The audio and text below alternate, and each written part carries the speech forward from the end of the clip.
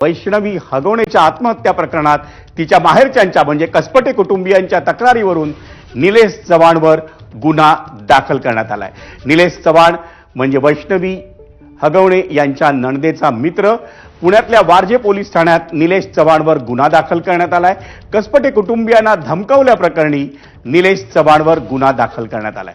वैष्णवीच्या बाळाला घ्यायला गेलेल्या कसपटे कुटुंबियांना निलेश चव्हाणनं बंदुकीचा धाक दाखवला होता आणि कसपटे कुटुंबाला बाळाचा ताबा देण्यास त्यानं नकार दिला होता। ही मोठी बातमी आणि या मोठ्या बातमीवर आपण अधिक माहिती घेऊया माझा पुण्याचा सहकारी मंदार गोंजारेकडून। मंदार, काय सविस्तर माहिती आहे? 20 मे रोजी या कसपटे कुटुंबियांना राजेंद्र हगवणे यांच्या भावाकडूनच सांगण्यात आलं की 9 महिन्यांचा त्यांचा नातू अतिशय रडतो आहे, कारण त्या लहान बाळाकडे ना त्याची आई आहे, ना वडील आहेत, ना आणखी कोणी आहे, आणि त्यामुळे तुम्ही या लहान बाळाला तुमच्याकडे घेऊन जावा आणि त्याचा व्यवस्थित सांभाळ करा।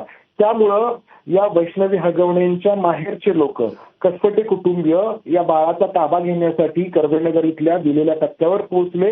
तेव्हा हे घर या निलेश चव्हाणचं असल्याचं त्यांना लक्षात आलं। तिथे बाळ होतं देखील, मात्र निलेश चव्हाणांनी बंदुकीचा धाक दाखवून कसपटे कुटुंबियांना हुसकावून लावलं, बाळाचा ताबा देण्यास नकार दिला आणि त्यामुळं पुढचे 2 ते 3 दिवस बाळ जे आहे ते कसपटे कुटुंबियांकडे आलं नाही। आज अखेर दुपारी कसपटे कुटुंबियांकडे हे बाळ पोहोचलं, मात्र या बाळाची ही जी काही हे हाल झाले याला हा निलेश चव्हाणच कारणीभूत आहे असं म्हणत कसपटे कुटुंबियांकडून वारजे पोलीस स्टेशनला तक्रार दाखल करण्यात आली आणि त्यानंतर पिस्तुलाच्या साह्याने धमकावल्याचा गुन्हा या निलेश चव्हाणच्या विरोधामध्ये दाखल करण्यात आलाय। खरं तर कसपटे कुटुंबियांची मागणी होती की बाळाचा बेकायदेशीर ताबा आपल्याकडे ठेवल्याबद्दल या निलेश चव्हाणवरती गुन्हा दाखल करण्यात यावा, मात्र वारजे पोलिसांनी धमकावल्याचा गुन्हा या निलेश चव्हाणवरती दाखल केला आहे।